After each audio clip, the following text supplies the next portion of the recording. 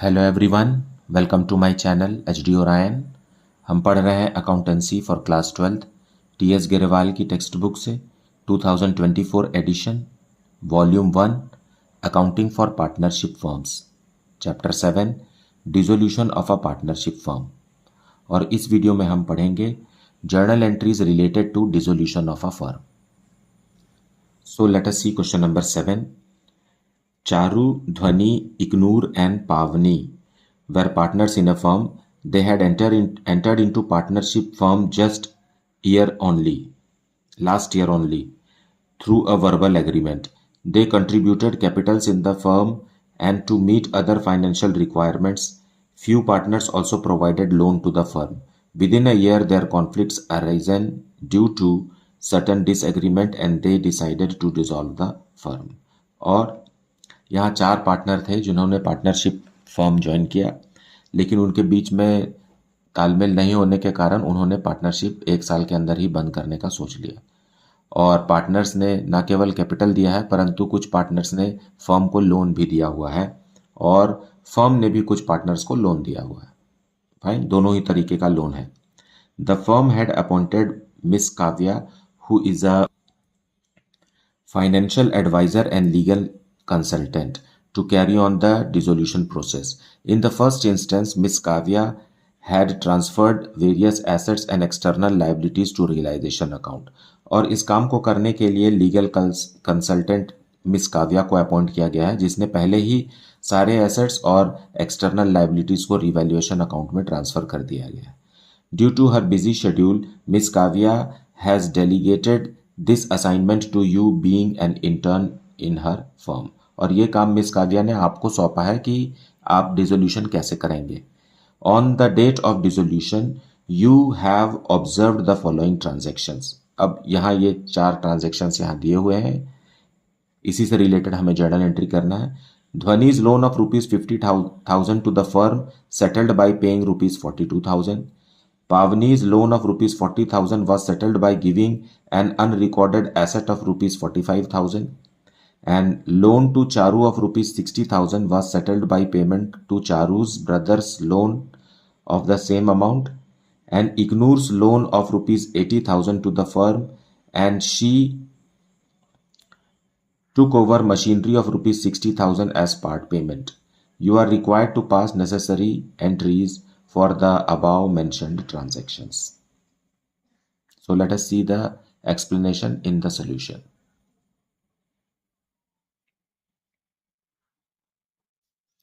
So first point, Dhwani's loan of ₹50,000 to the firm was settled by paying ₹42,000. यहाँ ये है कि ध्वनि ने ₹50,000 का लोन फर्म को दिया था और इसको फर्म ने सेटल किया ₹42,000 देकर। फर्म ने पार्टनर से लोन रिसीव किया है, इसका मतलब ये एक्सटर्नल लाइबिलिटी नहीं है, पार्टनर्स की लाइबिलिटी है। और रियलाइजेशन अकाउंट में सिर्फ एक्सटर्नल लाइबिलिटीज ट्रांसफर होते हैं, तो पार्टनर का लोन कभी भी रियलाइजेशन अकाउंट में ट्रांसफर नहीं होगा, है ना, और उसे बाहर ही हमें सेटल करना होगा। सो ध्वनि का जो लोन है वो लाइबिलिटी है फर्म के लिए, मतलब वो क्रेडिट बैलेंस है, तो उसे हम डेबिट करेंगे।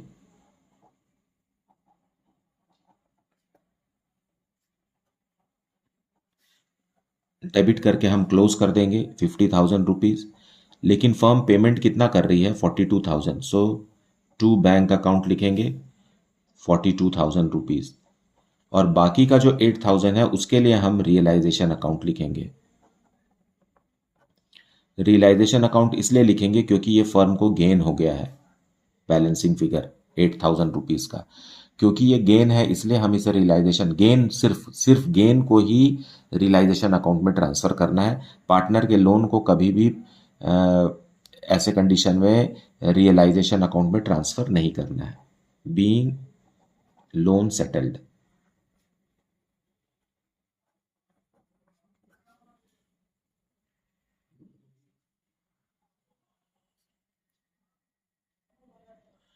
so next point is Pavni's loan of ₹40,000 was settled by giving an unrecorded asset of ₹45,000. Fine. So पावनी का जो लोन है उसके लिए अनरिकॉर्डेड एसेट दिया गया है। आप सोचिए कि अनरिकॉर्डेड एसेट को रियलाइज करने से हमें रियलाइजेशन अकाउंट में लिखना पड़ता है, क्रेडिट साइड बाय बैंक, है ना। तो इसलिए क्योंकि ये अनरिकॉर्डेड एसेट है और पार्टनर का लोन लिया जा रहा है, इसलिए हम पावनी के लोन को रियलाइजेशन अकाउंट में लिखेंगे। So it will be how much? Pavni's loan account debited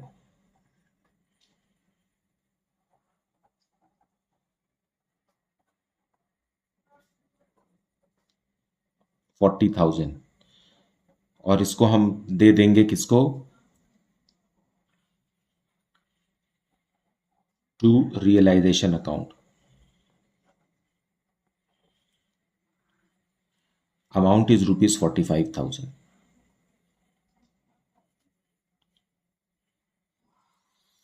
क्योंकि पावनी का जो लोन है वो अनरिकॉर्डेड एसेट के माध्यम से सेटल हो रहा है, इसलिए हम इसे रियलाइजेशन अकाउंट के क्रेडिट में लिखेंगे। 45,000 रुपीज़ का अनरिकॉर्डेड एसेट ले जा रहा है, जबकि लोन है कितने का? 40,000 का। सो यहाँ पर हमें कुछ डेबिट करना होगा 5,000 रुपीज़ से, तब जर्नल एंट्री बराबर होगी, और ये क्या रहेगा? Bank account. फाइन। सो पावनी का लोन जो है वो 45,000 रुपीज़ के अनरिकॉर्डेड एसेट दे दिया गया है, लेकिन हमने पार्टनर से 5,000 रुपीज़ भी रिसीव किया है। सो नरेशन होगा बीइंग लोन सेटल्ड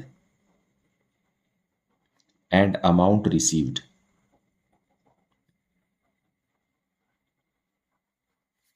फाइन, क्योंकि एसेट्स ज़्यादा का था, लोन कम का था, तो जो डिफरेंस है वो अमाउंट पार्टनर को, फर्म को देना होगा। Now third point we will discuss. Third point में क्या लिखा हुआ है? Loan to Charu of ₹60,000 was settled by payment to चारू's brothers loan of the same amount। नाउ चारू ने फर्म से लोन लिया था और चारू के ब्रदर ने फर्म को लोन दिया था, है ना। जैसे कि मैं यहाँ समझा दूँ आपको, ये अगर बैलेंस शीट है तो बैलेंस शीट में लोन टू चारू, तो यहाँ रहेगा चारूज लोन। चारूज लोन ये एक लाइबिलिटी है जो है 60,000 रुपीज़ का, और वह settled by payment to Charu's brother loan. Fine, Charu के ब्रदर से भी हमने लोन लिया है, सो ब्रदर लोन ये भी 60,000 का है। इन दोनों को हम आपस में सेटल करेंगे, लेकिन चारू का लोन जो है वो रियलाइजेशन अकाउंट में ट्रांसफर नहीं होगा। रियलाइजेशन अकाउंट में कौन ट्रांसफर हो रहा है? चारूज ब्रदर्स लोन ट्रांसफर होगा। सो इसे आप ऐसे समझिए कि अगर हम रियलाइजेशन अकाउंट बनाते हैं तो चारू का ब्रदर्स लोन यहाँ ट्रांसफर होगा,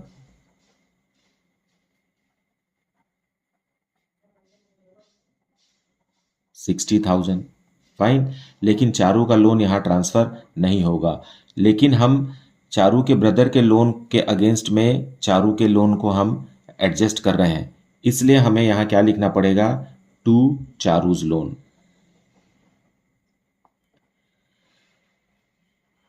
क्योंकि एक लायबिलिटी को हम एक एसेट से एडजस्ट कर रहे हैं, सेटल कर रहे हैं, इसलिए हम, क्योंकि पार्टनर का लोन है इसलिए पार्टनर के लोन को भी हम रियलाइजेशन अकाउंट में लिखेंगे। अदरवाइज हम पार्टनर के लोन को कभी भी रियलाइजेशन अकाउंट में नहीं लिखते हैं। फाइन। सो इसका क्या जर्नल एंट्री होगा? Realisation account debited to Charu's loan. Fine, यहाँ ब्रदर्स लोन अकाउंट को हम नहीं लिखेंगे, तो क्या लिखेंगे यहाँ? Realisation account debited ₹60,000 to Charu's loan.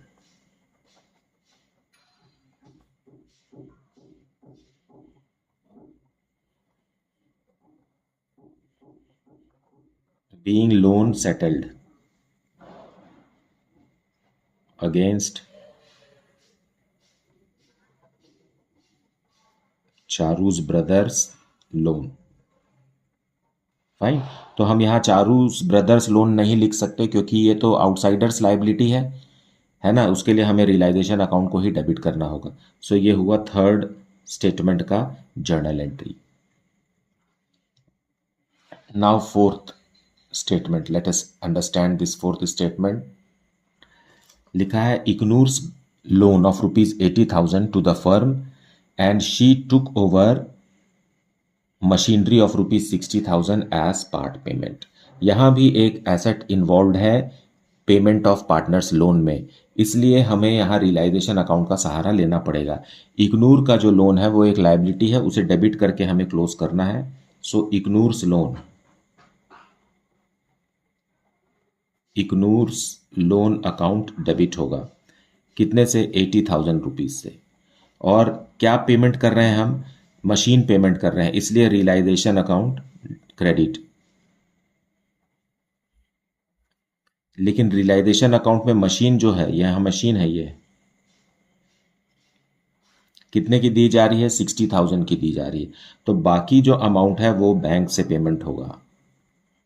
20,000 जो डिफरेंस अमाउंट है वो बैंक के माध्यम से पेमेंट होगा। Being loan settled.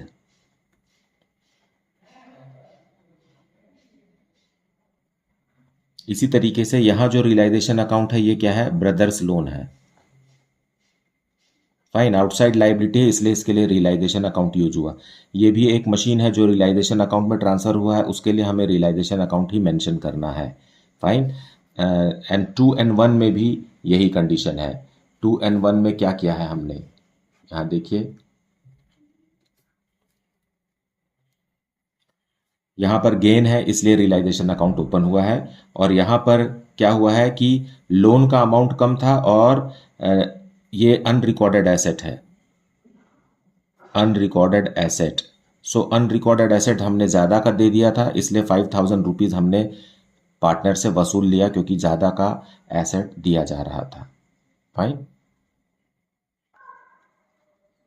Now let us see question number 8। Pass journal entries for the following at the time of dissolution of firm of X and Y after the assets other than cash and outside liabilities have been transferred to realization account। इसका मतलब ये है कि हमें assets और liabilities को realisation account में transfer की जर्नल एंट्री नहीं करना है क्योंकि वो ऑलरेडी ट्रांसफ़र किए जा चुके हैं।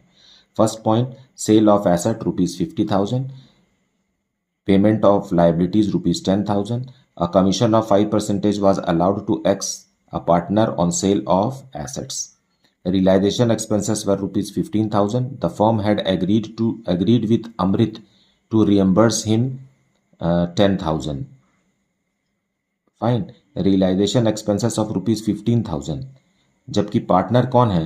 Firm of X and Y है। ये अमृत कौन है फिर? The firm had agreed with Amrit to reimburse him ₹10,000। सो अमृत या तो बाहर का आदमी है या तो अमृत के बदले पार्टनर एक्स या वाई होना चाहिए था यहाँ। फाइन, अमृत के बदले। Then employees provident fund of ₹10,000 was paid. Z, a debtor whose account of ₹6,000 was written off as bad earlier, paid 60% of the amount. An investment book value of which was ₹10,000 realized at 150%, and realization expenses were ₹10,000. The firm had agreed with Y, a partner, to reimburse him up to ₹7,500. सो देखिए, जैसे यहाँ पर Y के बारे में जानकारी दिया है, यहाँ क्या दिया हुआ है? अमृत कोई आउटसाइडर ही है जिसको फर्म देने वाली है ₹10,000। सो हम 10,000 का ही रिकॉर्ड करेंगे, ये 15,000 का नहीं करेंगे।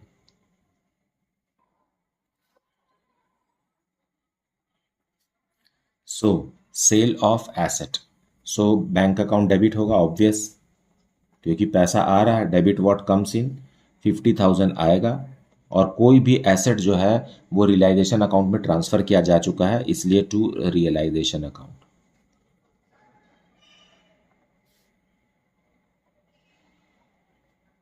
बीइंग एसेट सोल्ड या रियलाइज्ड।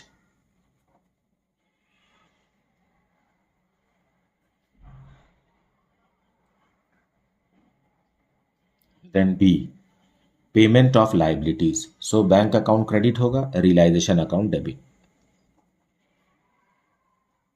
सो आप यहां समझ गए होंगे कि रियलाइजेशन अकाउंट क्या, कौन सा अकाउंट है। It is a nominal account. Realisation account debited to bank, क्योंकि क्या हो रहा है, लाइबिलिटीज पे हो रही है, और यहाँ क्या हो रहा है, एसेट बिक रहा है। फाइन। सो एसेट को भी हम रियलाइजेशन अकाउंट से ही डेबिट क्रेडिट करेंगे, और लाइबिलिटी का पेमेंट के लिए भी हमें रियलाइजेशन अकाउंट ही ओपन करना है, क्योंकि सारे के सारे एसेट और लाइबिलिटी रियलाइजेशन अकाउंट में ट्रांसफर करके क्लोज किए जा चुके हैं। Fine, being liability paid.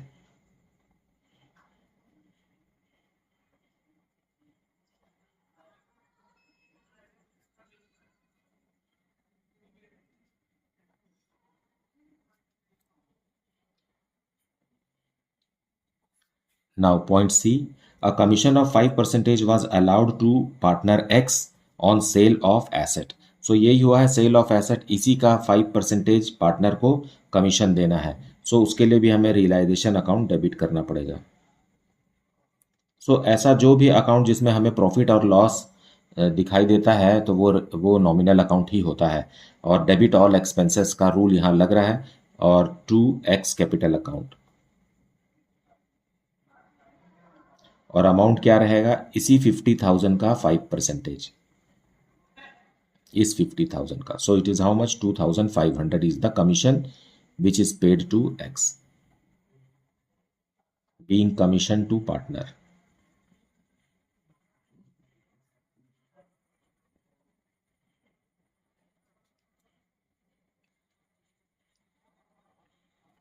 Point D में लिखा है रियलाइजेशन एक्सपेंसेस वर ₹15,000, है ना, और ये 15,000 किसने पे किया, अमृत ने पे किया। कोई है अमृत जिसने पे किया, और उसको फर्म ने रिएम्बर्स किया कितना, 10,000। मतलब उन लोगों ने आपस में, फर्म ने और अमृत ने आपस में बात किया, और पेमेंट कितने में सेटल हुआ, 10,000। सो फर्म ने जितना एक्सेप्ट किया उसके बुक्स में हमें 10,000 ही लिखना है, फर्म ने जो एक्सेप्ट किया है।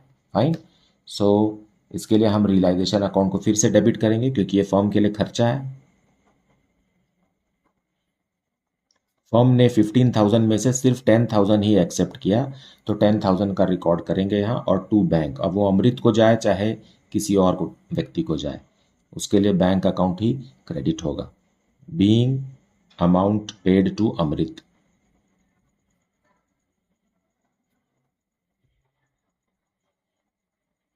अमृत जो कि एक बाहर का आदमी है, बाहर का व्यक्ति, फर्म का पार्टनर नहीं है। फर्म के पार्टनर्स तो एक्स और वाई हैं। E, employees provident fund of ₹10,000 was paid. Employees provident fund भी एक आउटसाइड लाइबिलिटी है, सो इसका पेमेंट करेंगे। So realisation account debited, realisation account debited. क्यों, क्या है, क्यों, ये ईपीएफ है टू बैंक। सारे लाइबिलिटीज के लिए हमें क्या लिखना है, रियलाइजेशन अकाउंट ही लिखना है, और सारे एसेट्स के लिए भी हमें रियलाइजेशन अकाउंट ही लिखना है। और ये भी कितने का है, ₹10,000 का है, being EPF paid, that is employees provident fund paid of.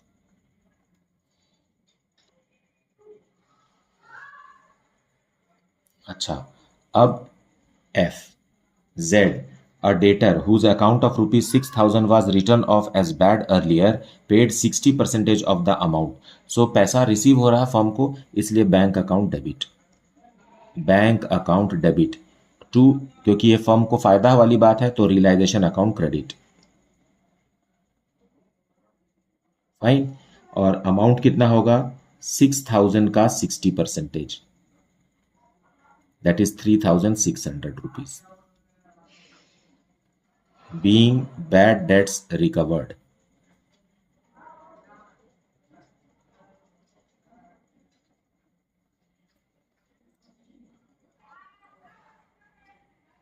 Now, point G, investments of book value 10,000 realized at 150%। सो यहाँ भी एसेट्स बिक रहा है, सो बैंक अकाउंट डेबिट होगा टू रियलाइजेशन अकाउंट।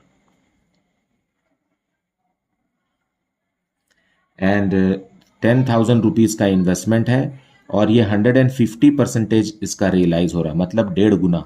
सो ₹15,000 में वो इन्वेस्टमेंट बिक गया है। फाइन, ये क्या है, इन्वेस्टमेंट है, being investments sold.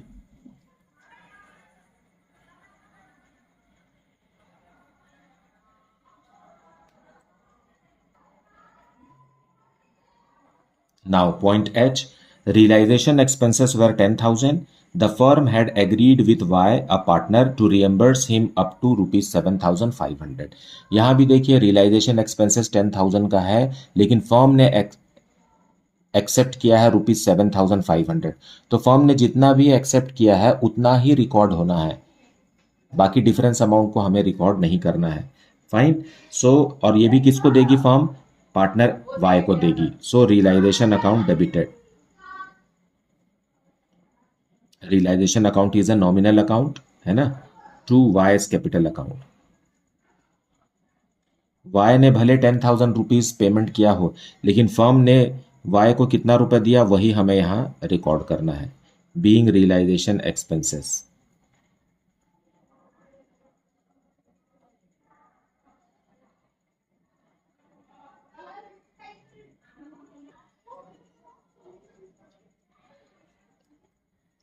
So this is how journal entry is to be understood and passed. मुझे उम्मीद है आपने वीडियो को अच्छे से देखा है और कॉन्सेप्ट को भी अच्छे से समझ लिया है। इन केस आपको कुछ डाउट है then please put it in the comment section. और मेरा आग्रह है कि आप अपने दोस्तों को इस चैनल को प्रमोट कीजिए, उनको बताइए कि वो भी इस चैनल के माध्यम से पूरा का पूरा टीएस गिरेवाल अच्छे से पढ़ सकते हैं। आप जान गए होंगे कि टीएस गिरेवाल एक लाजवाब टेक्स्ट बुक है अकाउंट्स के लिए, और आप 100 आउट ऑफ 100 स्कोर कर सकते हैं। Also mention in the comment section the city from where you are watching this video. Thank you so much for liking, subscribing and sharing this channel. Thank you so much for watching this video.